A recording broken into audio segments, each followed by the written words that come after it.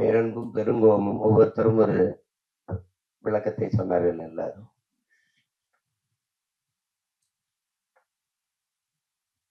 பெருங்கோபத்தினுடைய பிறப்பிடமே அந்த பேரன்பு தான்.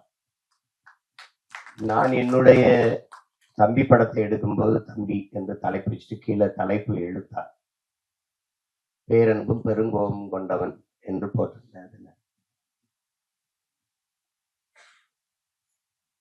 தம்பிங்கிறது எங்க தலைவரை தான் குறிப்பிட்டு எடுத்து எல்லாருக்கும் தெரியும். அதுல பேரன்பும் பெருங்கோபம் கொண்டவன் போட்டேன். அது ஏன் பேரன்பு? அவருடைய பேரன்பு தன் இனத்தின் மீது இருந்த பேரன்பு அந்த இனம் அழித்து ஒழிக்கப்படும் போது அதை காக்க வேண்டிய பெருங்கோபத்திற்கு ஆளாயிட்டார். இங்கே பாரதியினுடைய பெருங்கோபம், அந்த ஆவேசமான கவிதை வீச்சுக்கு காரணம் அவன் இந்த மண்ணை மக்களை நேசித்த வச்சிருந்த காதல் தான் காரணம். அப்படி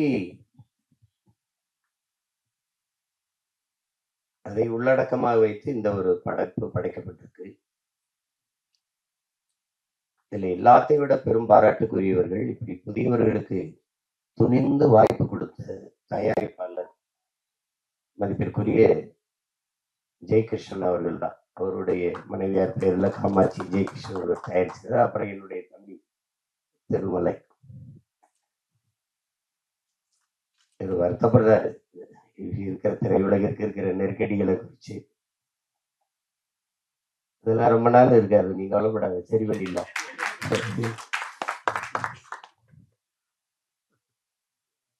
அதுல புதியவர்களுக்கு வாய்ப்பு கொடுத்து துணிஞ்சு வாய்ப்பு கொடுக்கறதுங்கிறது அது ஒரு பெரிய சாதனை தான். அப்படி எங்க அப்பா எஸ்சி கூட பேசலாங்க பாருங்க. நான் ஒவ்வொருத்தட்டையா போய் வாய்ப்பு, அவ்வளவு பெரிய இயக்குனரே தன் மகனுக்கு கேட்டேங்கிற இது ஒரு அழகி படம். எல்லாரும் பார்த்தோராயிடுச்சோம். தேவையான இவங்களோட குறிப்பிட்டு பேசுனாங்க. அந்த படத்தை நம்மளால எடுத்துட்டோம்ல. ஒரு ஒளிப்பதிவாளர் வந்து படம். இப்போ அது 4 ஃப்ரேம்னு ஒரு திரையரங்க இருக்கு. அதுல என்னை கூப்பிட்டு காட்டுறது, ஏ வாவை பாரு இந்த படத்தை. நாங்க மாம்பத்துல தங்கச்சி கணவர் அவரு, அதனால நம்மால கூப்பிட்டு காட்டுறாரு. நான் படத்தை ரசிச்சுட்டு வந்து கட்டி பிடிக்கிறேன், பாராட்டுறேன். அருமையா எடுத்துட்டேன், ஒரு காவிய மாதிரி எடுத்துட்டேன். படம் எதையோ வெற்றி அடை, நீ ஒன்றும் கவலைப்படாத. என்ன அப்படியே சொல்ற ஏன் உண்மை எல்லாம் வந்திருக்கேன் இல்லையா? அப்படியா? என்ன உண்மையில ஒண்ணும் சொல்ல மாட்டாங்க. என்ன இப்படி சொல்ற? உண்மையை சொல்லு. உனக்கு நல்லா இல்லைன்னா நல்லா இல்லைன்னு சொல்லிட்டு போறேன். தயாரிப்பாளர் நின்றுட்டு இருக்காரு. உதயகுமார் தானே, உதயகுமார் நின்றுட்டு இருக்காப்புல. நாங்க 2 பேரும் பேசிக்கிறத பத்தி சிரிக்கிறோம்.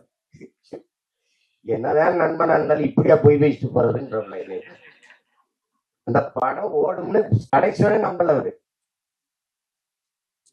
அவருக்கு நல்லா எடுத்து சொல்லுங்க, ஐயா நீங்க உண்மையிலே சிறந்த படத்தை தயாரிச்சிருக்கிறீங்க, அந்த படம் உண்மையிலே பெரிய வெற்றி அடையும். நம்பவே இல்லை. திரைக்கு வந்து பிச்சுட்டு ஓடுது. இப்ப பெரிய விடுதி கட்டி வச்சு இருக்காப்புல. அங்க போனா தங்குறது, நீங்க தான் சொன்னீங்க அந்த படம் ஓடும் அப்படின்னு சொல்றாங்க. இப்ப செல்வார் அடிக்கடி. அது மாதிரி அவர் ஒரு சங்கரை பற்றி எல்லாருமே பேசிட்டாங்க. ஆனால் எனக்கு தெரிஞ்ச ஒரு சங்கர் குழு விவாதம்லாம் இல்லை கதையில. ஒரே ஆளுதான் எழுதுவாரு. எழுதி ஒரு வாரத்துல அந்த கதையை எழுதிட்டு வந்து எடுத்த படங்கள் தான் அத்தனையும்.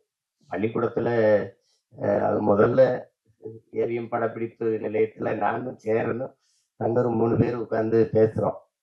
3 பேரும் சேர்ந்து செய்யலான்ட்டு. அதுல எங்கால இதுல கோவத்துல சேரன்னு அடிக்க மாட்டேன்னு. அப்புறம் தான் நரேன் வந்தாரு. அது செஞ்சோம். அதுல ரொம்ப அழகான எழுத்தாளர். ஒரு ஒண்ணுமே அவருடைய காவியம் போல ஒரு எழுதக்கூடிய ஒரு எழுத்தாளர். நான் கூட சொன்னேன், நீயே விஜித்தை நீயே அறிமுகம் செய்யலாமே. நான் எடுத்து வச்சிருக்காப்ல டக்கும் டிக்குத்தாலும் தானே. அவன் தான் முதல்ல அந்த படம் வேணாம் இந்த படம் வரட்டுட்டான் விஜித்தை. அது விஜித் மேல எனக்கு நம்பிக்கை இருக்கு. அதை விட எனக்கு எங்கால தங்கர் பச்சை மேல நம்பிக்கை இருக்கு. அவன் எதையாவது எழுதி ஆக சிறந்த ஒரு காவிய படைப்பா தந்தாவது விஜித்தை நிறுத்திடுவான். அதுல எனக்கு வந்து அசாத்திய நம்பிக்கை. கதை என்ன சொல்ல வருதுன்னு அப்புறம் பார்ப்போம். ஆனா விஜித் சொன்ன மாதிரி நான் எதிர்பார்க்கல. சின்ன பிள்ளையில இருந்து அரவிந்த் விஜித் நம்ம பார்க்குறோம். ஆனா ஒரு அறிமுக படத்துல இவ்வளவு பெரிய ஒரு கனத்த ஒரு கதாபாத்திரத்தை தூக்கி சுமக்கிற ஆற்றல் அப்படிங்கிறது ஒரு பெருசுதான். ஒவ்வொரு கட்டத்திலையும் அந்த உரையாடலை வெளிப்படுத்தி உச்சரித்து பேசி அவன் இந்த இதுல வெளிக்காட்டுறதுல நல்ல முதிர்ந்த ஒரு நடிகருக்கு இருக்கிற பல படங்களை நடிச்சு அனுபவம் பெற்ற ஒரு நடிகர் போல அந்த உரையாடல் உச்சரிப்பு அது நடை இதுல எல்லாம் அவன் சிறப்பா செஞ்சுட்டப்பல. நான் கூட சொன்னேன், இதை ரொம்ப நல்லா பண்ணியிருக்கான் விஜித் அப்படின்னு. அந்த இதுல அவன் அந்த திரை மொழி திரை அறிவு அவனுக்கு நல்லா உள்வாங்கிக்கிட்டான். அதனால அதை எளிதா வெளிப்படுத்திட்டாங்கிறது நான் உணர்ந்தேன். ஒளிப்பதிவு ரொம்ப சொன்ன மாதிரி தம்பி சுசீந்திரன் சொன்ன மாதிரி இந்த கேரளாவுக்குள்ள வருகிற பகுதிகள் எல்லாம் ரொம்ப ரொம்ப அழகியலா எடுத்துருக்காரு தினேஷ். மொத்த படமே ரொம்ப நல்லா பண்ணியிருந்தாரு, ரொம்ப நல்லா பண்ணியிருந்தாரு. இந்த தேவையற்ற அவன் எடுத்தோன்னே சொல்லிட்டான், தம்பி கருப்பல்லையே வேலை செஞ்சிருக்காப்புல. அதே நேரம் எங்க அப்பா பாரதி ராஜாவுடைய பாலுமேந்திரா அவர்களுடைய திரைப்பட பயிற்சி கல்லூரியிலையும் படிச்சேன்னு சொல்லும்போது தேவையற்ற காட்சி, தேவையற்ற நகர்வு, தேவையற்ற உரையாடல் சில படைப்பாளிகள் படத்தில் இருக்காது. ஒண்ணு அப்பா பாலுமேந்திரா, இன்னொன்னு அப்பா மகேந்திரன், இன்னொன்னு எங்க அப்பா பாரதி ராஜா. அந்த மாதிரி படங்கள்ல பாலுமேந்திரா அப்பாவை பற்றி சொல்லணும். நானும் எங்க தலைவரும் சில முக்கிய தலைவர்களோட பேசிட்டு இருக்கும்போது திரையுலகம் குறித்த பேச்சுகள் வருது. அந்த பேச்சுகள் வரும்போது ஒவ்வொரு படைப்பாளிகளை பற்றி பேசிட்டு வரும்போது பாலுமேந்திரா அப்பாவை பற்றி பேச்சு வரும்போது எல்லாரும் தான் கதை வசனங்கள் எழுதி படம் எழுதுறீங்க, ஏன் அவர் மாதிரி எடுக்க முடியலன்ட்டு என்கிட்ட கேட்குறாங்க. கேட்கும்போது இங்க உட்காந்துருந்த எங்க அண்ணன் பொட்டம்மன் ஊர் பாசம் நீ கண்டுக்கிறாரு அப்படிங்கிறாப்ல. 2 பேரும் ஒரே ஊருனால ஊர் பாசத்துல சொல்றாரு. ஆனா உண்மையிலேயே அப்பா பாலுமேந்திரா படங்களையும் மகேந்திரன் ஐயா படங்களையும் நீங்க போட்டு பாத்தீங்கன்னா இந்த உரையாடல் தேவையில்லை, இந்த காட்சி தேவையில்லாம இருக்கு, இந்த இடத்துல இந்த கருவி நகர்ந்து இருக்க வேண்டாம் அப்படிலாம் நீங்க யாருமே குறை சொல்ல முடியாது. அவ்வளவு நேர்த்தியான படைப்பாளி. அந்த படைப்பாளியினுடைய பல்கலைக்கழகத்திலிருந்து சிவபிரகாஷ் வந்திருக்காங்கிறது இந்த படத்தை பார்க்கும்போது தெரிஞ்சது. நான் கூட தங்கட்ட சொன்னேன், தேவையற்ற பதிவு, காட்சி, உரையாடல் அப்படின்னு எதுவுமே இல்லை. முதல் படம் மாதிரி இல்லை. சிவபிரகாஷ் எனக்கு அவர் இயக்குனராக முன்னாடி இருந்து தெரியும். என்னுடைய பயணங்கள்ல ஒரு 4-5 ஆண்டுகளின் கூடவே பயணித்து வந்த ஒரு தம்பி. அவர் தான் இந்த படத்தை இயக்கியிருக்காங்கிறது எனக்கு தெரியாது. அப்புறம் முன்னாடி தெரிஞ்சோடனே ரொம்ப மகிழ்ச்சி எனக்கு அதில். அதே மாதிரி கதாநாயகன் நடிச்ச அந்த சாலி அவர்கள், அவங்க படத்துல அவங்க மலையாளியா நடிச்சிருந்தாலும் நானும் மலையாளி அப்படின்னு தான் நினைச்சிட்டு இருந்தேன். ஆனா நல்லா நடிச்சிருந்தாங்க. படத்துல ஒரு கருவி இருந்து நம்மளை பதிவு பண்ணிக்கிட்டு இருக்கு, நம்ம நடிக்கிறத பதிவு பண்ணிக்கிட்டு இருக்குங்கிறது என்ன இல்லைனாவே அவன் சிறந்த கலைஞனா ஆயிடும். அது தெரியுது. நம்ம என் தம்பி அருள்தாஸ் சொல்ல வேண்டியதில்லை. அவன் ஒரு சிறந்த ஒளிப்பதிவாளர். அவன் செய்ய வந்த வேலை வேற, செஞ்சுக்கிட்டு இருக்க வேலை வேற. இதுல 2 பேரும் மைண்ட் கோயவே என் தம்பி அருள்தாஸும் உண்மையான வாழ்க்கையில ரொம்ப அநியாயத்துக்கு நல்லவங்க, திரையில அநியாயத்துக்கு கெட்டவனாவே நடிக்க வேண்டியது இருக்குது. அது ஒண்ணும் பண்ண முடியாது.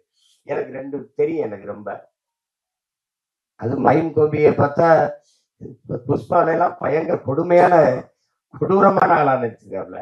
அப்புறம் பார்த்தா கன்னட படத்தில் நடிக்கிறோம். எந்த படம், எந்த தொலைக்காட்சி திருப்படம் நம்மால் இருக்காரு, நமக்கு ஒரு பெருமை. ஒளிப்பதிவு கருவி இல்லாம கூட போவாங்க, நம்மால் இல்லாம இன்னைக்கு போக முடியாது படப்பதிவுக்கு. அப்படி அந்த மாதிரி ஒரு பெருமை தான் நமக்கு. அது என் தம்பி அருள்தாஸ் கெட்டவனாலாம் நடிக்கும் போது கொஞ்சம் மனசு கஷ்டமா தான் இருக்கும். இவையாரா அதெல்லாம் நடிக்கிறாங்க. அதாவது கலைன்னு வந்துட்டா என்ன இருக்கு, நடிக்கணும், அதுல ஒன்றும் இல்லை. சிறந்த நடிப்பை வெளிப்படுத்தியிருந்தாங்க. எனக்கு ரொம்ப பிடிச்சிருந்தது படத்துல. அதுல தம்பி வினோத் காவல்துறை அதிகாரி நடிச்சிருந்தாரு. நம்மால நல்லா நடிச்சிருந்தான். நல்லா அவனுக்கு ஒரு பெரிய கதாபாத்திரத்தை கொடுத்திருக்காரு. ரொம்ப நல்லா வெளிப்படுத்தியிருந்தார். அவர்கிட்ட இருந்துதான் கதை நகருது. ரொம்ப நல்லா இருந்தது. வாழ்த்துக்கள். வணக்கம். வாழ்த்துக்கள். இதுல நிகழ்ச்சியை நேர்த்தியா தொகுத்து வழங்கிக்கிட்டு இருக்க என்னுடைய தம்பி உபாஸ் அவர்களுக்கு என்னுடைய வாழ்த்துக்கள். ரொம்ப அது குறிப்பிட்டு சொல்ல வேண்டியது ஒளிப்பதிவு, அதுக்கப்புறம் அந்த உரையாடல். அது முருகேஷ் பாபு அவர்கள் ரொம்ப அருமையா செஞ்சிருந்தார். இந்த உரையாடல் யாருன்னு நான் கேட்டேன். சுருத்த வெளியில போய் எப்படி தேவையற்று பேசுறாங்க, வம்படியா பேசுறாங்க அப்படின்னு இல்லாம கதாபாத்திரங்கள் அதனுடைய இயல்புக்கு அந்த உரையாடலை எழுதியிருந்தாரு. ரொம்ப அருமையா இருந்தது. எல்லாருக்கும் என்னுடைய அன்பும் வாழ்த்துக்களும். இங்க ஆக சிறந்த மேதை எங்க கலை இயக்குனர் முத்துராஜு, அப்புறம் என்னுடைய தம்பி கவிஞர், சிறந்த கவிஞன். அவர் எழுதிய பாடல்கள், அதுல அவர் சொன்ன ஒரு ஐயா விஜயகாந்த பத்தி சொல்லும்போது தமிழன் தமிழன் இவன் தான் தமிழன், அந்த பாட்டு கொஞ்சம் வலியா தான் இருந்தது. அவருடைய இறுதி ஊர்வலம் போகும்போது அந்த பாட்டை திருப்பி போடும்போது ரொம்ப இதா இருந்தது. அவ்வளவு சிறந்த ஆற்றலாளர்கள்லாம் இங்கே இருக்கிறாங்க. என்னுடைய குரு, அவரை பத்தி நான் சொல்லணும். நாங்க பசும்பன் படத்துக்கு நான் கதையை சொன்னோம். எனக்கும் எங்க அப்பாவுக்கும் சண்டை வராத நேரங்களே இல்லை. அப்ப கட்ட பஞ்சாயத்து செய்த பஞ்சாயத்துதார் அவர் தான். என்ன எழுதி கொடுத்தாலும் தாளை தூக்கி கீழே போட்டுருவாங்க. அது படிக்கிறதுலாம் கிடையாது அப்படின்ட்டு. நான் ஒண்ணும் இல்லை, பதறதில்லை, எடுத்து பொறிக்க அப்படியே வச்சிருப்பேன், போய் உட்காந்துருவேன். எல்லாரும் பெரிய பெரிய நடிகர்கள், நான் நீண்டு பையன் ஒரு பேடு சென்று இது பண்ணி சில பேர் உட்காந்துருப்பேன். திடீர்னு இந்த இடத்துல சித்ரா இங்க சிவா ஒரு இது பண்ணணும், ராதிகா இங்க இருந்து வரணும், இங்க ஒரு இது வேணும், எங்க அந்த பையன், நான் எங்கேயாவது உட்காந்துருப்பேன். சரி சிஷியா இங்க வா, இன்னும் என்ன உங்க அப்பா வந்து வசனம் கேட்கிறாரு, இங்க வாங்க, என்னப்பா வேணும், இங்க 2 பேரும் பேசணும். இந்த அப்ப அது இதாப்பா நீங்க கீழே சத்து முன்னாடி தூக்கி போட்டீங்களப்பா, அதான். ஐயோ, ஒரு தடவை எல்லாம் தூக்கி போட்டாரு. நான் கடைசியா வெறும் இந்த இதுதான் இருந்தது, அதை தூக்கி கீழே போட்டு நடந்து சென்னைக்கு கிளம்பிட்டு பொள்ளாச்சி நடந்தே போறேன். திருப்பி ஏய் வாட, உங்க அப்பா பத்தி புது சண்டைக்கு இருந்தா என்னடி, வா வா வா வா அப்படி கூட்டி போய் பல தடவை. அதுல இருந்தா எங்களுடைய குரு. இல்லைன்னா பாதி படத்திலே போயிருப்பேன் ஊருக்கு. அது சொன்ன மாதிரி, தம்பி சொன்ன மாதிரி திரையுலகத்தினுடைய கலை களஞ்சியம் தான். ஏன் நடிகர் திலகம் ஒரு நடிப்புல கலை களஞ்சியம்னா, இந்த ஆண்டு இந்த படம் இப்படி வந்தது, இந்த திரையரங்கில் வெளியிட்டாங்க, இது இத்தனை நாள் ஓடிச்சு, இதனால இது ஓடிச்சு, இந்த பண்டிகையில் வெளியாச்சு, எல்லாமே அவருக்கு தெரியும். அவர் நினைவுக்குள்ள இருக்குது. அவ்வளவு இருக்கிற மூத்த இதழியலாளர்கள் எங்க ஐயா கொண்டு இருக்காங்க. விழாவின் சிறப்பே நீங்க இவ்வளவு நேரம் இருக்கிற என் உறவுகள் எல்லாம் இவ்வளவு நேரம் அமைதியா உட்கார்ந்து இருக்கிறீங்கன்னா அதுவே இந்த விழாவுக்கு பெருமை. இதை காட்சிப்படுத்தி மக்கள்கிட்ட கொண்டு போய் சேர்க்க இத்தனை ஊடகவியலாளர்களும் 10 மணி ஆகியும் இருக்கிறீங்க அப்படிங்கிறதா தெரியுது. இது எனக்கு பார்த்தீங்கன்னா, ஒரு நேரம் ஒரு ஊர்ல இருக்கணும், ஒரு நேரம் ஒரு ஊர்ல இருக்கணும். நேற்று எங்கேயோ இருந்து வந்தோடனே வா படம் பார்க்கன்னு கூப்பிட்டாவில், அங்க போனேன். இன்னைக்கு நீதிமன்றத்துல நிக்கணும், நின்றுட்டு 5 மணிக்கு வந்து இறங்கினேன், வா இங்க பாட்டு வெளியிடணும்னு கூப்பிட்டாங்க. வேற ஆளா இருந்தா வேலை இருக்குன்னு சொல்லலாம், அவர்னா போன்றிருப்பேன். விஜித்துக்காக வர வேண்டியது இருக்குது. இவரெல்லாம் யாரு பாப்பா, என் தங்கச்சிக்கு என் பிள்ளைங்க விஜித் அரவிந்துக்காக பார்க்க வேண்டியிருக்கு. ரெண்டாவது, நீங்க தங்கர் சொன்ன மாதிரி நம்ம எல்லாருமே வெறுக்கிற இதுகள் இருக்குது, செயல்கள் இருக்குது. ஒண்ணு ஊழல், லஞ்சம். யாருக்கும் பிடிக்கல, இந்த நாட்டுல யாருக்கும் பிடிக்கல. ஆனா ஒரு கேள்வி எழுது, யாருக்குமே ஊழல் லஞ்சம் பிடிக்கலையே, அப்ப யார் கொடுக்குறா, யார் வாங்குற? சரிதானே? லட்சுமி ராமகிருஷ்ணன் இருக்காங்க, அவங்கதான் நியாயமான தீர்ப்பு சொல்லு.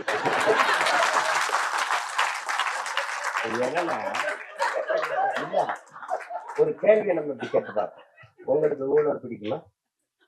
லஞ்சம் யாருக்காது பிடிக்கும்? தங்கச்சி உங்களுக்கு பிடிக்கும், யாருக்கும் பிடிக்காது. அப்போ யார் தாண்டா கொடுக்குறா, எவன் தாண்டா வாங்குறான் தெரியும். எங்க இந்த ஊழல் லஞ்சம் பிறக்குது அப்படின்னா, தனக்கு கிடைக்காதது எவனுக்கும் கிடைக்க, எவனுக்கும் கிடைக்காதது எனக்கு கிடைச்சிடணும், இந்த எண்ணத்துலதான் ஊழல் லஞ்சமே பிறகு. கோயில் கருவறையா முதல்ல கும்பிட்டு போயிடணும், அதுக்கு 1000 ரூபாய் சிறப்பு தரிசனம் கட்டிடு, என்ன லஞ்சம். பிரசவ வரையா அங்க போனா மனைவி சேர்த்தனா மருத்துவர்னு கூட சொல்றது இல்லையே, நம்ம தான் டாக்டர்.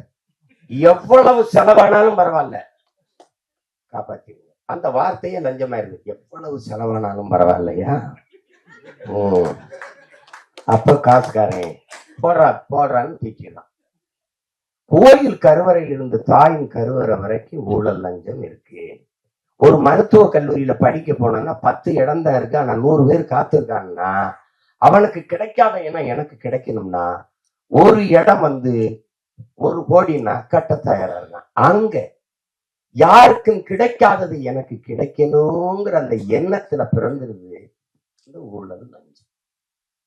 அதனால ஒழிக்க முடியல.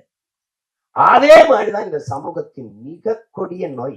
இன்னைக்கு நேரத்துல கதாநாயகி விட பண்ணாங்க, நம் பாட்டன் பாரதி பாடினது. பாரதி ஒண்ணு இந்த சமூக கட்டமைப்பின்படி அவன் தாழ்ந்தவனோ அவன் தாழ்த்தப்பட்டவனோ அப்படி கிடையாது. அவன் உலகத்துல அவனை மாதிரி ஒரு மகன் இந்த மண்ணில் பிறந்திருக்கான்னா நீங்க எவனுமே இருக்கு.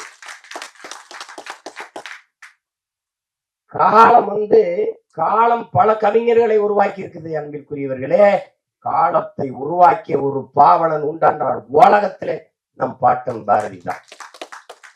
நாடு சுதந்திரம் அடையில 1921 செத்து போயிட்டான் பாரதி.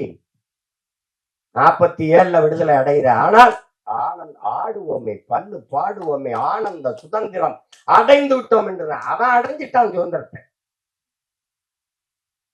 நீ மாநிலம் பிரிப்பாய் நினைச்சானா? மொழி வழியே மாநிலங்கள் பிரிப்பீங்கன்னு நினைச்சானா? அவன் வந்தே மாதரம் என்போம் எங்கள் மாநில தாயை வணங்குதும் என்பவங்கிறான். நீ பிரிக்கல, அதை பத்தி அவங்க கவலைப்படல. தமிழ்நாடுன்னு பேர் வைப்பாங்க, அதுக்கு ஒருத்தர் 76 நாள் பட்டினி கிடந்து சாவான், அதெல்லாம் அவனுக்கு தெரியாது. தமிழ் திருநாடு தன்னை பெற்ற எங்கள் தாய் என்று கும்பிடடி பாப்பா, அமிழ்தில் இனியதடி பாப்பா, நம்ம ஆன்றோர்கள் கேசமடி பாப்பான்னு. யாரு? தமிழ்நாடுன்னு ஒரு பேரே வைப்பாங்களானே தெரியாது. கம்பன் பிறந்த தமிழ்நாடு, உயிர் கல்வி சிறந்த தமிழ்நாடு, புகழ் கம்பன் பிறந்த தமிழ்நாடுங்கிறான். வள்ளுவன் தன்னை உலகினுக்கு தந்து வான்புகள் கொண்ட தமிழ்நாடு, நெஞ்சை அல்லும் சிலப்பதிகாரம் யாரம் படைத்த தமிழ்நாடு தமிழ்நாடு தமிழ்நாடு வாடி தள்ளிட்டான். எப்ப தமிழ்நாடுன்னு பேர் வைப்பாங்களான்னு தெரியாது. அவ்வளவு பெரிய அறிஞர். அக்ரகாரத்துல கழுத வரக்கூடாது, கழுதைய கையில தூக்கி நடந்துட்டாப்ல. இந்த பாரதி படத்துல பாத்தீங்கன்னா தெரியுமே. மதம் மாத்துறது நீ பாத்திருக்கா? உலகத்துல சாதி மாத்தின ஒரே மகன் பாரதி தான். கனகலிங்கத்தை கூப்பிட்டு மீதி எடுத்து போட்டு பூணுல போட்டு, இன்னையிலிருந்து நீ பறையன் இல்லை ஐயன். யாரா? சுப்பிரமணி பாரதி பண்ணான்னு சொல்றான். போடா, அப்படி ஒரு ஆளு நம்ம ஆளு. அவன் சொல்றான், அவன் மனசுக்குள்ள எம்புட்டு வழி இருந்தா, சாதிகள் இல்லையடி பாப்பா, குல தாழ்ச்சி உயர்ச்சி சொல்ல பாவம், நீதி உயர்ந்த மதி கல்வி அன்பு நிறைய உடையவர்கள் மேலோருதான். அதுக்கு முன்னாடி ஒரு கிளவி வர்ற, அறிவு மூதாட்டி வர்றா. சாதி இரண்டொழிய வேறில்லை சாற்றுங்கால் நீதி வடுவா நெறிமுறை. சாதி இரண்டுன்னா நம்மால் என்ன பண்றான்? ஆண்ஜாதி பொஞ்சாதி. அது இல்ல சாதியே, அது இல்ல. ஆண்பால் பெண்பால், அது பாலியல் வேறுபாடு. அதுல அது சாதி இல்ல. ஆண் ஜாதி பெண் ஜாதிங்கிறது பாலியல் வேற்றுமை. அது அவ சொல்ற சாதி இட்டார் பெரியோர் இடாதார் இடிகுலத்தோன்ட்டான். கொடுக்கிற உயர்ந்த சாதி, தனக்கு என்று பதிக்கு ஒதுக்குற கஞ்ச பிசுனா இருக்கான். அவன் தான் அந்த இடிமகன் கீழ் சாதிட்டான். எல்லாரும் பாடி போறான். பாரதிக்கு பின்னாடி எங்களுக்கு ஒரு தாத்தன் வரான், புரட்சி பாவனை. அவன் இருட்டறையில் உள்ளதடா உலகம்ங்கிறான். இருட்டறையில் உள்ளதடா உலகம், சாதி இருக்கின்றது என்பாலும் இருக்கின்றானேங்கிறார். தமிழுக்கு அமுதென்று பேர், அந்த தமிழ் இன்பத்தமிழ் எங்கள் உயிருக்கு நேர்ந்து வாழ்ந்த அவன், தமிழ் என் உயிருக்கு நேர்ந்து வாழ்ந்த அவன், தமிழ் வளர்த்தல் ஒன்று சாதி ஒழித்தல் மற்றொன்று பாடல, சாதி ஒழித்தல் ஒன்று நல்ல தமிழ் வளர்த்தல் மற்றொன்று. முதல்ல சாதிய ஒழிடாங்க, சாதிய ஒளி. எல்லாரும் சமநிலை சமூகம் படைக்கதான் போராடுறான். ஆங்க சித்தர் புத்தர் ஞானி யோகி மகான் எல்லா காலங்களையும் சாதிக்கு எதிரான குரல், சாதிக்கு எதிரான கருத்து, சாதிக்கு எதிரான கட்டுரை, சாதிக்கு எதிரான பாட்டு, சிந்தனை, போராட்டம். ஆனாலும் இந்த சாதி சாக மாட்டேங்குது. அதேதான் சொன்னா, எல்லாரையும் சாகடிக்கிற சாதிய உனக்கு ஒரு சாவு வராதா? அதானே எல்லாரும் பாடுனா. இந்த தலைமுறையில எங்க விஜித்து சிவபிரகாச அவன் பங்குக்கு ஒரு நெற்பள்ளி போடுறான் இந்த சாதியை கொளுத்துறது. சாதிங்கிறது ஒரு கொடிய சமூக நோயா இருக்கு, கொரோனாவை விட பெரிய கொடிய நோய். சாதி என்ன செய்யுது? உலகத்திலே புனிதமான ஒன்று இருக்குங்க, அன்பு. அதை கொண்டு உலகத்திலே நீங்க இந்த மானுடன் ஒரு அளப்பெரிய ஆயுதங்களை கண்டுபிடிக்கிறாங்க, மனுஷன் அடிச்சு கொள்றது. இந்த எல்லா ஆயுதங்களையும் அழிக்கக்கூடிய ஒரு ஆற்றல் இருக்குன்னா அது அன்பு கிட்ட. அன்பு என்ன செஞ்சிரும்னு பாருங்க. அமெரிக்க அதிபர் இந்தியாவுக்குள்ள வந்தா கடவுச்சீட்டு வீசா அனுமதி வேணும். இந்திய நாட்டின் முதன்மை அமைச்சர் ஐயா மோடி அமெரிக்கா ரஷ்யா போனா அவர் கடவுச்சீட்டை காட்டணும், அனுமதி உள்நுழைவு அனுமதி வேணும், வீசா அனுமதி உள்நுழைவு அனுமதி வேணும். ஆனால் ஒண்ணுமே இல்லைங்க இதுல. ஒருத்தி ஒண்ணுமே இல்லை, அன்னை தெரேசான்னு ஒருத்தி ஒண்ணுமே இல்லை.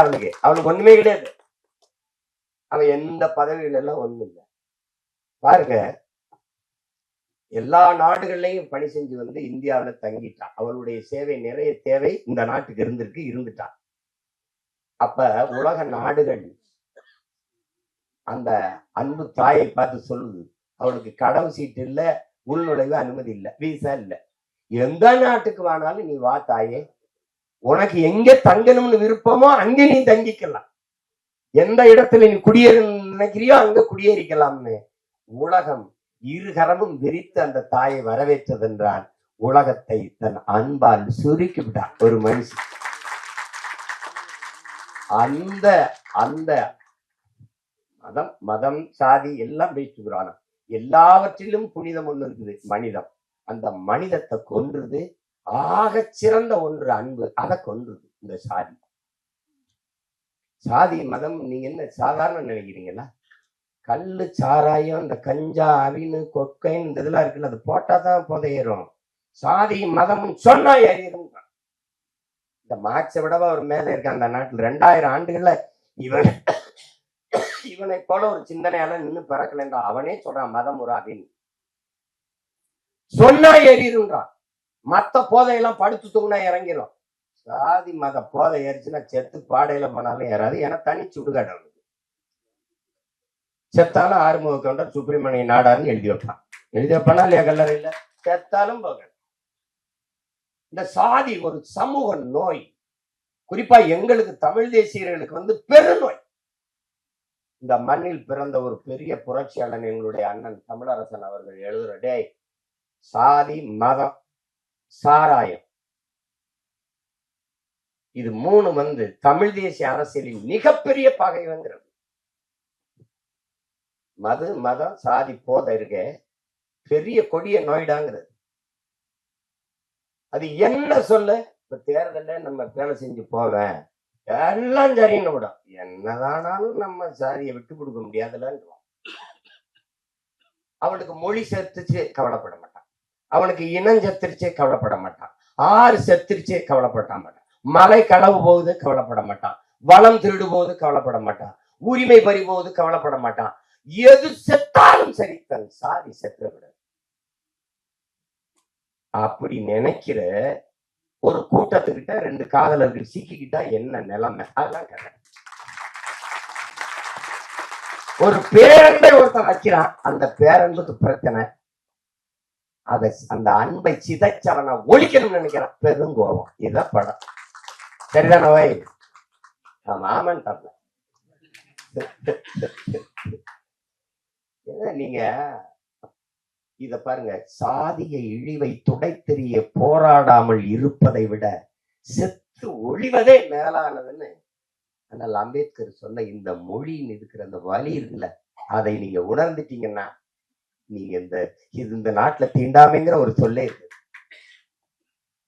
நீங்க நினைச்சு பாருங்க எவ்வளவு வழி இருந்தான்னா, யாருக்கு அடிமை இல்லை, எனக்கும் யாரும் அடிமை இல்லை. இந்த எண்ண ஓட்டம் தான் இங்க எல்லாருக்கும், இந்த மானுடத்துல எல்லாருக்கும் தேவைப்படுது. இதுதான் இங்க இருக்கிற சிக்கல். இப்ப பாருங்க, என்னரும் மக்களே, சிலர் பாருங்க, என்னரும் மக்களே, இந்த பூமியில பிறந்து தாழ்த்தப்பட்டவர்கள், தீண்டத்தகாதவர்கள் கோயிலுக்குள்ள வரக்கூடாது, குளத்துல குளிக்க கூடாது, தெருவுல நடக்கக்கூடாது, இப்படி இந்த தீண்டாமை இழிவை சுமந்து நீங்க படுகிற இந்த பாடை பார்க்கும்போது என் இதயம் நொறுங்கி ரத்தம் வழிகிறது. இதற்கு நீங்கள் தாயின் கருவறையிலேயே கலைந்து போயிருக்க கூடாதா அப்படின்னு ஆவேசமா தன்னுடைய வழியை வெளிப்படுத்துறாரு அந்த அம்பேத்கர். அததான் தோணுது. எத்தனை வலி, எவ்வளவு வலியின் மொழி அது. இன்னுமா அந்த கொடுமை, இன்னும் தொடரும். அத பாருங்க, பிறப்பின் அடிப்படையில் பேதம் பாராட்டுகிற, உயர்ந்தவன் தாழ்ந்தவன் என்ற பாகுபாடு பாராட்டுகிற இந்த கொடிய நோயை ஒழிக்காது சமநிலை சமூகம் பிறக்க. இதற்கு என்னைக்கு சொல்றான் பாருங்க, அந்த இதுல படத்துல கூட வருது பாருங்க, நம்முடைய அது குரல் ஒளியில வருது. நம்ம பாவா செல்லத்துறை அவர் சொல்றாரு பாருங்க, பிறப்பு ஒக்கும் எல்லா உயிருக்கும்னு வள்ளுவ பெருமகனார் தந்தள்ளிய மறைமொழியில் எத்தனை ஆண்டுகள், 1000 ஆண்டுகளுக்கு முன்னாடி பாடுறாரு. எத்தனை 1000 ஆண்டுகளுக்கு முன்னாடி பாடுறாரு. அந்த காலத்திலேயே இந்த ஏற்றத்தாழ்வு இருந்தது. பிறப்பு ஒக்கும் எல்லா உயிருக்கும், எல்லா மானுடருக்கும்னு சொல்லவே இல்லை நம் மூதாதை. எல்லா உயிருக்கும் பிறப்பு ஒக்கும். அதெல்லாம் பிறப்பின் அடிப்படையில் பாகுபாடு, உயர்ந்தவன் தாழ்ந்தவன். இதுல பாரதி ஏன் ஆகச்சிறந்த மானுடன், பாரதி கிட்ட கேட்கப்படுது, எங்க நோய், நாம பிரம்மனின் தலையிலிருந்து பிறந்தோம், சத்திரியன் தோல்ல இருந்து பிறந்தான், வைசியன் தொடையிலிருந்து பிறந்தான், அந்த சூத்திரன் காலில இருந்து பிறந்தான், இந்த பஞ்சமன் ஒருத்தருக்கான அவன் எதுல பிறந்தான்னு பாரதி கிட்ட கேட்கப்படுது. பாரதி, அவன் மட்டும்தான்டா அவங்க ஆத்தாளுக்கு அப்பனுக்கும் பிறந்தான். புரியுதா அவங்களுக்கு? சமூகத்து மேல இருந்து அவனுக்கு கோபம் இருக்கு பத்தியில, அந்த கோபம் தான் இந்த பெருங்கோபம். அத நீங்க என்ன, அது இழிவை சுமந்து பாக்குறவனுக்கு தான் தெரியும். நீங்க இந்த வழி மேல்தட்டு மக்களுக்கு ஒன்றும் தெரியாது. இது நாட்டாம பண்ணிட்டு, இது ஒரு போதை, இது ஒரு மன நோய். மனிதனை சக மனிதனை தன்னை போல எலும்பு நரம்பு ரத்தம் சதை பசி உறக்கம் கனவு கண்ணீர் எல்லாம் கொண்ட சக மனிதனை தாழ்ந்தவன் என்று தாழ்த்தி வீழ்த்தி சுமந்தாடுகிற ஒரு மனநிலை கொடிய நோய். அது மன நோய். அதான் இங்க இருக்கிறது. ஒத்தது அறிவார் உயிர் வாழ்வார் மற்றெல்லாம் செத்தார் வைக்கப்படும் தான் வள்ளுவர் பெருமகனார். காரணம் என்ன? துணி வெளுக்கிற வண்ணான், முடிந்திருக்கிற மருத்துவர், அங்க சலவை தொழிலாளி வேணும், அங்க தச்சன் வேணும், அங்க விளைய வைக்க உணவுப் பொருளை விளைய வைக்க அங்க வேளாண் குடிமகன் உழவன் வேணும், அங்க அந்த உணவை அதை சமைக்க பாத்திரங்கள் செய்யற குயவர் வேளாளர் குடிகள் வேணும். எல்லோரும் வேண்டும். எல்லாரும் சேர்ந்து இசைந்து வாழ்ந்தால்தான் அது சமூகம். ஒத்தது அறிவார் உயிர் வாழ்வார் மற்றெல்லாம் செத்தார் வைக்கப்படும். மத்தெல்லாம் பிணமிடான்ட்டான். எல்லாரும் தான் சாடி இருக்கான், பாடி இருக்கான், ஆடி இருக்கான், எல்லாம் பண்ணி பார்த்திருக்கான். ஒன்னு நடக்கல. நீ சாதிக்கு ஒரு சாமி, சாதிக்கு ஒரு சமநிலை சமூகம் எங்க இருக்குது? செத்த பிறகு கூட பணத்தை புதைக்கிறதுல இவனுக்கு இந்த சாதிக்கு இது, இந்த சாதிக்கு இது, இந்த சாதிக்கு அது. இதுல எந்த சாதிக்கும் பாகுபாடு இல்லாத ஒரு தேசத்தை படைக்கும் உலக இந்த நிலத்துல முடியல. எங்கள் உயிர் தலைவன் அவன் கனவு கண்ட தேசத்துல, தமிழீழ நாட்டுல நீ எவனாவே இரு, என் கோட்டுக்குள்ள என் நாட்டுக்குள்ள வந்தா நீ தமிழனா இருன்னு ஒரு மக்களை உருவாக்கி இறந்து போன எல்லாரையும் ஒரே இடத்தில் மாவீரர்கள் துயிலும் இல்லம் என்று, நீ பெரிய தளபதினாலும் படு, நீ சாதாரண படு, நீ எவனாவே உயர்ந்தவன் தாழ்ந்தவன் பாகுபாடு இல்லாது எல்லோரும் ஒரு இங்க உயர்ந்த சாதிக்காரன் சுடுகாட்டு வழியை கூட தாழ்ந்த சாதிக்காரன் பிணத்தை எடுத்து போக முடியாது. ஆனால் இங்க மகான்கள் தோன்றிருக்காங்க, காந்தி தோன்றிருக்கிறார், அண்ணல் அம்பேத்கர், பெரிய புத்தன் பூலே யாரும் தோன்றிட்டான். ஒன்னும் சரியில்லை. இன்னொரு தலைமுறை இந்த சாதி மரத்தை காலில் போட்ட செருப்பா போட்டு தேய்ச்சி நடந்தாலே வழிய இது சாகாது. இந்த கருமத்தை ஒழிக்காம சமநிலை சமூகம் படைப்பது என்பது சாத்தியமில்லை. வெற்று வார்த்தை. சாதியை இழிவு தீண்டாமை கொடுமைகளை வைத்துவிட்டு சாதியை ஏற்றதார்களை வைத்துக் கொண்டு சமூக முன்னேற்றம் சமூக மேம்பாடு என்று பேசுவது என்பது சாக்கடை குழியின் மேலே போடுகிற சந்தனம் பந்தலுக்கு சமம், மலக்குழியின் மேலே போடுகிற மல்லிகை பந்தலுக்கு சமம்னு அண்ணல் அம்பேத்கர் சொல்றாருன்னா காரணம் அவர் அனுபவிச்ச வழி. அவரை போல ஒரு கல்வியாளன் இந்த உலக வரலாற்றில் உண்டா சொல்லுங்க. ஒரு மனிதன் 10,000 புத்தகங்கள் தன் வாழ்நாள்ல படிச்சிருக்கணும், அது குறைந்த தகுதி. ஆனால் 64,000 புத்தகங்களை படித்த ஒரு மகன் உண்டென்றால் அது அண்ணல் அம்பேத்கர் தான். ஆகச்சிறந்த கல்வியாளன். படுக்கிற இடம் கூட படிக்கிற இடத்துக்கு பக்கத்துல இருக்கணும்ட்டு நூலகம் எங்க இருக்கும் அங்கதான் அறை எடுத்து தங்கி இருக்கிறது. அப்பேற்பட்ட அறிஞர் திருத்தான் இந்த சாதிய இழிவை தொட தெரிய போராடாமல் இருப்பதை விட செத்து ஒடிவதை மேலானதுறான். அப்ப அது அந்த வலியை இந்த ஒரு 2 மணி நேரமா 2 மணி நேரமா 2 மணி நேரம் அந்த படத்துல எவ்வளவு அழகா சொல்ல முடியுமோ, அதாவது அது அதிகப்படியா மிகைப்படுத்தாம இல்ல, ஆங்கிலத்துல ஓவர் டிராமான்னு சொல்லுவாங்க. இல்ல அது சொல்லணும், புரியும்படியா சொல்லணும்ல சில இது. அவன் சொல்லிக்கிட்டே இருந்த தம்பி வர போறோம்ல ரொம்ப தேங்க்ஸ் ரொம்ப நன்றி சொல்ல மாட்டாங்க. அது நமக்கு பழகிடுச்சு. பேரளவுல நம்ம ஒரு மொழியை பேசிட்டு ஏதோ ஒன்று தெரியுதா, அது பழகிடுச்சு.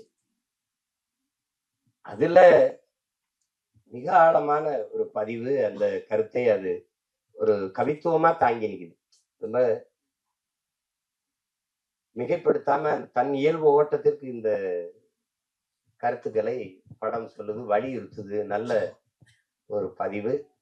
இனிவரும் தலைமுறையாவது இந்த சிந்தனையிலிருந்து விடுபட்டு எல்லாவற்றையும் தாண்டி ஒரு புனிதம் இருக்கு, அதான் மனிதம். அதை நோக்கி இந்த மானுடம் பயணிக்கணும். அதுலதான் இந்த உலகம் சரி வரும். இதுதான் ரொம்ப கஷ்டம். இன்னைக்கு நமக்கு ஒரு பிரச்சனை இருக்குது. காக்கை செத்தான, கொக்கு செத்தான, யானை செத்தான, புலி செத்தான, பூனை செத்தானன்னு கவலைப்படாம போயிட்டு இருக்கோம். அதெல்லாம் செத்தா பார்க்க நம்ம இருக்கோம், நம்ம செத்தா எவனும் இருக்க மாட்டான். அதெல்லாம் எந்த உயிர்மை நேயம் கொண்டு வாழ்ந்த ஒரு இனத்தின் மக்கள் சக மனித சாவையே இன்னைக்கு ஏறிட்டு பார்க்கறது இல்லை, போய்கிட்டே இருப்பாங்க. பெரிய துயரம் தான். அப்ப இதுல ஒரு சிறந்த படைப்பு. இதுல என்னுடைய தங்கர் அவர்கள் குறிப்பிட்டது மாதிரி பெரிய எங்களுக்கெல்லாம் அந்த வாய்ப்பு கிடைக்கல. நாங்க அவருடைய பெரிய அன்பு பிள்ளைகளா இருந்தோம். நான்லாம் முதல் படத்திலேயே அவரோட இணைந்து வேலை செய்யணும்னு நினைச்சேன். அந்த வாய்ப்பு பெற முடியல. தங்கர் கூட அலையிலாம் வேலை செஞ்சுட்டு. ஆனா முதல் படத்திலே தம்பி சிவபிரகாசுக்கு அந்த வாய்ப்பு கிடைச்சிருக்குது பெருசு. எங்க அப்பா இளையராஜா அவர்களோட பணியாற்றுறது. ஒரு இசை ஞானி அப்படின்னு சொல்றதெல்லாம் ரொம்ப குறைவு. ஏன் அவர் இசை ஞானியா இருக்கணும்? அறிவு என்பது அறிவது, ஞானம் என்பது உணர்வது. இசையை அறிய முடியாது, உணரணும். அதனால அவரை இசை ஞானி என்று கருணாநிதி அவர்கள் வச்சு அழைச்சதுனால அது இசை ஞானின்னு வந்துட்டது. அதையும் தாண்டி அவரை சொல்லணும்னா அவர் இசை இறைவன், இசை அமைப்பது இசையமைப்பாளர், இசையை அருளுவது. ஒரு இறைவன்கிட்ட போய் என்ன வேணாலும் கேட்பான் பாருங்க. இந்த தேர்வுல நான் வெற்றி பெற்றணும், எனக்கு அதிக மதிப்பெண்களை கொடுத்துரு, எனக்கு கை காலுக்கு நல்ல சுகத்தை கொடுத்துரு, எனக்கு நிறைய மூளையை கொடுத்துரு, எல்லாம் என்ன கேட்டாலும் கொடுத்துருன்னு நினைக்கிறான்னு பாருங்க. அப்படி கொடுக்கும்னு நம்பிக்கை உள்ள ஒன்றுக்கு பேர் இறை வச்சோம். நீ என்ன வேணாலும் கேளுங்க, தந்துடும். அப்ப இங்க கிராமத்துல இப்படி ஒரு பாட்டு போடுவார்.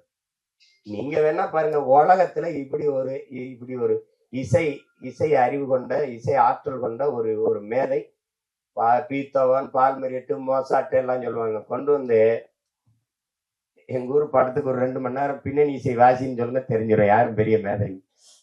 என்ன முத்துரை போட்டு வாசிக்க சொல்லுங்க. தளபதினு ஒரு படத்தை எடுத்துக்கிறீங்க, ஒரே இசையமைப்பாளர், ஒரு மியூசிக் கம்போசர், ஒரு இசையமைப்பாளர் ஒருவரே இந்த படத்துக்கு இசையமைச்சிருக்காரு, இந்த பாடல்களை உருவாக்கியிருக்காருன்னு யாராவது ஒத்துக்கிட்டா சொல்லுங்க. எடுத்த உடனே ஒரு பாட்டு, சின்ன தாயவன் தந்த அந்த பாட்டு போகும். கொஞ்ச நேரம் அடி ரக்கம்மா கையை தட்டு சாங்கு சக்கு சக்கு சக்குன்னு போகும். அதுல வந்து தேவாரத்துல இருந்து ஒரு இதை போடுவாரு, கும்பிட்டு ஒரு போடுவாங்க, சோபன அறிமுகத்துக்கு ஒரு இதை போடுவாரு. திருப்பி காட்டுக்குயிலு மனசுக்குள்ளே பாட்டுக்குன்னு ஒண்ணு போகும். திருப்பி சுந்தரி கண்ணால் ஒண்ணு போகும், யமுனையாற்றிலே ஈர காற்றிலே குடியா பீக்கவான் வா, மோசாட்டு வா, பால் மறிட்டு வா, போடுற அப்படி 7 பாட்டு போட்டு விடப்பா, சரிடுவான். யமுனை ஆற்றிலே ஈர காற்றிலே கண்ணனோடுதான் இவர் தான் சங்கு சக்கு சக்கு சக்கு, அதான் அவர் தான் கம்போசர். காட்டுக்குயிலு மனசுக்குள்ளே பாட்டு, அதான் கம்போசர். திருப்பி ஒருத்தர் சுந்தரி கண்ணாலூர், அது எல்லாம் ஒரே ஆளுன்னு சொல்லி எவனாவது உலகத்துல நம்பிட்டானே இன்னைக்கு, அது எங்காலாலதான் முடியும். இப்ப தோனி சிறந்த ஆட்டக்காரர் தான், ஆனால் அவருக்கு சென்னை சேப்பாக்கம் மைதானம் தான் சரியாக இருக்கும், மற்ற இடத்துல சரியா ஆட மாட்டார். அப்படிலாம் இல்லை, எங்காலும் எந்த திடல்ல விட்டாலும் அடிப்பார். நீங்க ஹோம் பிச்சும்பா, ஹோம் கிரவுண்ட்லாம் எங்க அப்பாவுக்கு எல்லா கிரவுண்டும் ஹோம் கிரவுண்டு தான். நீ நகைச்சுவையா படம் எடு, நீ ஏதாவது எடு, எல்லாத்துக்கும் சரி ஒண்ணு வேணா. நீ என்ன நாயகன் படத்தை திருப்பி நான் சொல்றேன், அந்த சீமா சொன்னதுக்காக ஒரு தடவை எடுத்த உடனே ஒரு சின்ன பையன் அவங்க அப்பா தொழிற்சங்கத்துல பாரு கொண்டு வாங்கி இங்க இருந்து கருவிக்குள்ள இருந்து, அது ஃப்ரம் தி கேமராங்கிறது, இங்க இருந்து ஓடுவான் ஒரு சின்ன பையன். ஓடும்போது தூத்துக்குடியில இருந்து ஓடும்போது அப்படி தென்பாண்டி சீமையிலே தேரோடு வீதியிலே மான் போல வந்தவனே யார் அடிச்சார், அந்த பாட்டுக்கு தாளம் இல்ல, வெறும் புல்லாங்குழல்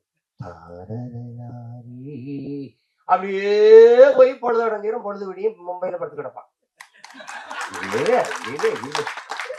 இதெல்லாம் எங்க அப்பாட்ட சொல்ல வச்சுக்க, எதையுமே மறக்க மாட்டேங்கிறாய்டா. இல்லப்பா மறக்கிறதுக்கா பாக்குறது, இது ஒரு இசையே இல்லை. அண்ணன் கமலஹாசன் வந்து இந்த பிள்ளைகள் எல்லாம் அப்படி ஒரு கொசு வலைக்கு கீழே படுத்துக்கும் போது அப்படி தென்பாண்டி சீமையில தேரோடு வீதியில, அது அண்ணன் குரல்ல வரும். அந்த கமல் அண்ணன் பாடும்போது அதுக்கு தாளம் போட்டுப்பாப்ல, நல்ல தாளம் தவேலெல்லாம் வாச்சு போவோம். இது அப்பப்ப வரும்போதெல்லாம் தவேலா போயிட்டே இருக்கும்.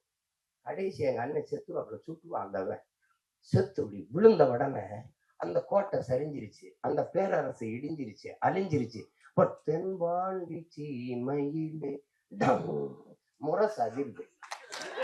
உலகத்துல இப்படி ஒரு விஷயம் பாருங்க, உலகத்துல இப்படி ஒரு விஷயம் பாருங்க. அவர் ஒரு திரைக்கதை, இன்னொரு திரைக்கதை எழுதுறான், வசனம் எழுதுறான், அவர் தனியா உட்காந்து ஒண்ணு எழுதிட்டு இருப்பாப்புல. இப்ப நான் சொல்றது உங்களுக்கு இத மணிரத்னம் ஐயா வந்து சொல்லி வாங்கியிருப்பாருன்னு நினைக்கிறீங்களா? இந்த இடத்துல தவேலா போடுங்க, இந்த இடத்துல வெறும் புல்லாங்குழல்ல போங்க, அங்க வந்து அவர் இருந்து இறந்துட்டாரு, அவ்வளவுதான், கோட்டையே சரிஞ்சு விழுந்துருச்சு. அப்ப முரசு அதிர்தான், தென்பாண்டி சீமையிலே தேரோடு வீதியிலே. இங்க போய் பாருங்க, அவர் சொல்றதுக்கு என்ன இருக்கு, எத்தனாயிரம் பாட்டு, ஒவ்வொன்றும் அப்படிதான். இதுதான் எங்க இளையராஜா. அதனாலதான் இசை இறைவன், இசையை அருள்வார். இன்னைக்கெல்லாம் ஒரு என்ன நடக்குது, பாட்டுக்கு மெட்டமைச்சுக்கிட்டு இருக்கோம், அது ஆங்கிலத்துல கம்போஸ். 4 மாசம் 3 மாசம் 6 மாசம் இது வந்து வரும்போது வரும். எங்க தங்கருக்கு விஜித்தின் பேர் வந்த மாதிரி வரணும், வரணும் இல்லையா, அது வரணும். ஆனா எங்கால இருக்குதுல்ல, காலையில ஒரு பாடல், மாலையில ஒரு பாடல் பதிவு பண்ணி அனுப்பிடுவோம்.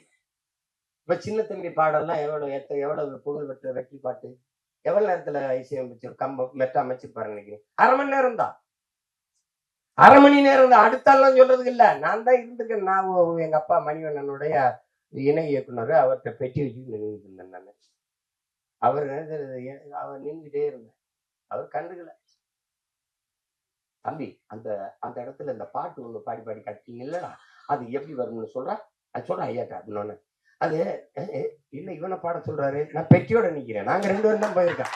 அவரு சொல்ற என்னது யாரு, என்னோட அவங்க அப்பா சொல்றாரு அசோசியேட், நான் ப்ரொடக்ஷன் மேனேஜர் நினைக்கிறேன்.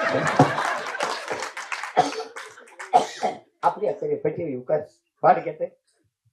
நான் ஒரு பாட்டு பாடு, கண்ணில் ஏதோ மின்னல் அடிச்சு, அது எப்படி அந்த இடத்துக்கு சரியாகும். நான் ஒண்ணு போடுறேன், நான் போடுறேன். இந்த பாருங்க, நீங்க எல்லாம் நம்புங்க ஏங்க, என் குலதெய்வ வீரகாமாலியா வீரகாமாகாளி ஆணையா சொல்றேங்க, சத்தியமா இருந்து பாருங்க, இப்படி போடுறாங்க,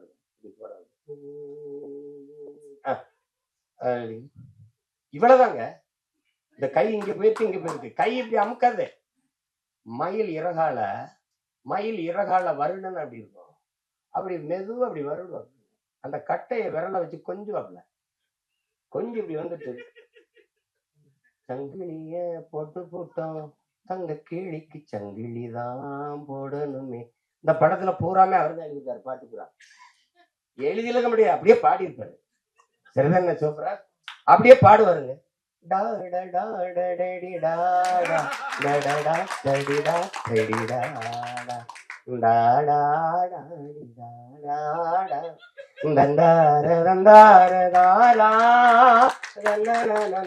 அந்த தன்னனாலதான் இளையராஜா. இப்ப பாருங்க, மாலை நேரு பூங்காத்து வீசும் அந்த மாந்தோப்பு உன்னோட உக்காந்து நாம் பேச, அது வரைக்கும் நல்ல இடம் தான்.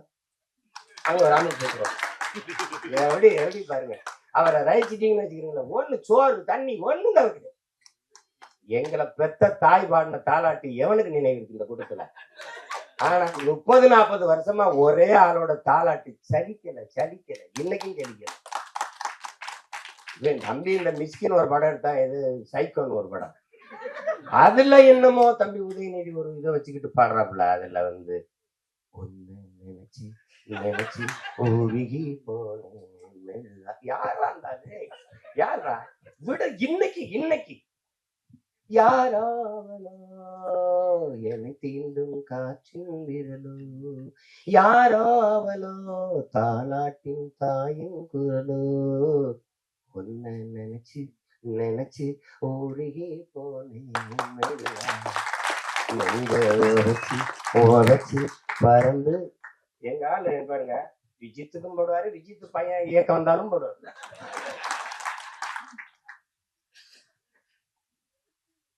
அது வரம். எப்பவாவது அரிதான அவதாரங்கள். எப்படி இலக்கிய உலகில பாரதி வந்தானோ அது மாதிரி இசை உலகில எங்க அப்பா இளையராஜா, அது ஒரு வரம். அதனால இசை இறைவனின் ஆசி பெற்ற ஒரு படம் இது.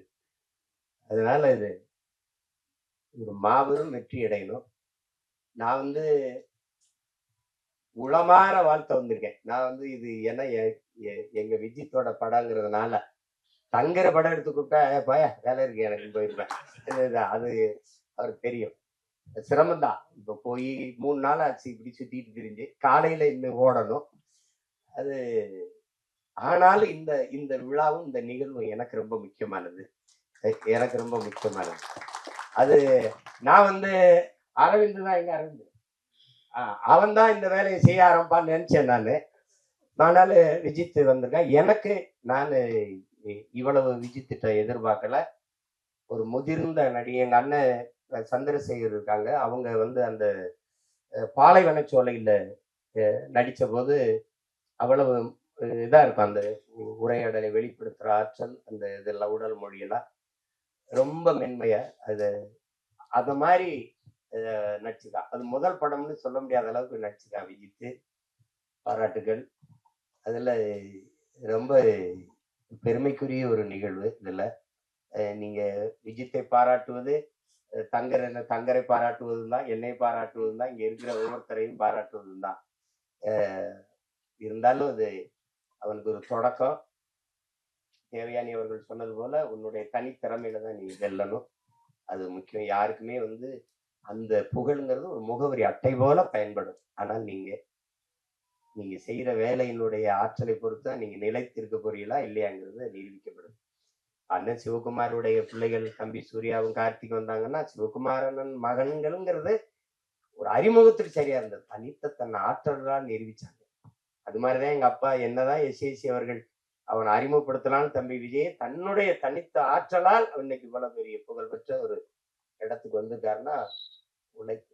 எப்படி பார்த்தாலும் உடன் பிறந்தார்களே, வெற்றிக்கு ஒரே ஒரு வாய்ப்பு தான் இருக்கு, கடுமையான உழைப்பு. அதை தவிர எல்லா வேதனைக்கும் ஒரே ஒரு மருந்து தான் சாதனை. சாதனையை எப்படி தொட முடியும்? வெற்றியின் மூலமா. வெற்றியை எப்படி அடைய முடியும்? கடுமையான உழைப்பின் மூலமா. அதனால உழைப்பு உழைப்பு உழைப்பு, அதை தவிர ஒன்றும் கிடையாது. இந்த பேரன்பும் பெருங்கோவத்துக்கு உங்க எல்லாருக்கும் எளிய உதாரணம் சேகுவேரா. உங்களுக்கு தெரியும், கியூபா விடுதலை புரட்சியாளர்.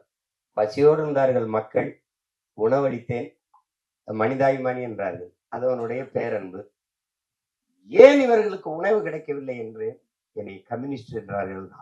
அது மாதிரி அந்த உணவு ஏன் கிடைக்கவில்லை என்று கேள்வி எழுப்பின கோபம் தான் அது. உணவு அளித்தது பெரும் பேரன்பு, அவர்களுக்கு ஏன் உணவு கிடைக்கவில்லை என்று கேள்வி எழுப்பியது பெருங்கோபம். அதுதான் இந்த சமூகத்தை பார்த்து இந்த படம் பல கேள்விகளை எழுப்பியது.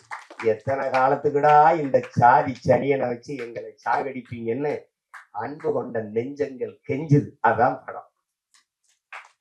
தயவு செய்து படத்தை பார்த்து ஆதரவு கொடுங்க. ஊடகவியலாளர்கள்லாம், ஐயா ரஜினிகாந்த் படம் வந்தால் எப்படி எழுதுவீங்களோ, தம்பி விஜய் படம் வந்தால் எப்படி எழுதுவீங்களோ, அதுபோல இது படம். புதியவர்களை வரவேற்கணும். அது இல்லைன்னா புதிதான ஒன்று எதுவும் வராது. இப்ப என்னையெல்லாம் தேர்தல்ல போட்டியிடுறேன்னு யாரும் சொல்றது இல்ல. கருத்து கணிப்புல கூட இந்த கட்சின்னு ஒண்ணு இருக்கு, சீமான்னு ஒருத்தர் இருக்கான், அவனும் போட்டி போட போறான்னே சொல்றது இல்ல. அங்க இருக்குது ஒரு பெரிய தீண்டாமை. அதை ஒழிக்க நான் போராடிங்க. சமூகத்திற்கு தீண்டாமை ஒழிக்க தம்பி எல்லாம் சேர்ந்து போராடுறாங்க. எல்லாருக்கும் என்னுடைய அன்பும் வாழ்த்துக்களும். இவ்வளவு நேரம் இருந்து எல்லாருக்கும் என்னுடைய அன்பும் வாழ்த்துக்களும். ரொம்ப பெருமை. ஒரு தம்பி கதிரோடைய அப்பா கதிர் நான் ரொம்ப நெருக்கம். என்னுடைய தம்பி அவருடைய தந்தையா இருந்தாங்க. அவரும் நடிச்சுக்காரு. நல்லவர் அல்ல, கெட்டவரை தான் நினைச்சுக்கிறோம்ல. கொஞ்சம் கொஞ்சமா சாகும், சாதி கொஞ்சம் கொஞ்சமா சாகும். சமூக மாறுதல்கள் வந்து கொண்டிருக்கு. இன்னொரு தலைமுறை மாறி வருது. அந்த மாற்றத்திற்காக நம்ம எல்லோரும் காத்திருக்கிறோம். உங்க எல்லாருக்கும் என்னுடைய அன்பும் வணக்கமும் நன்றி.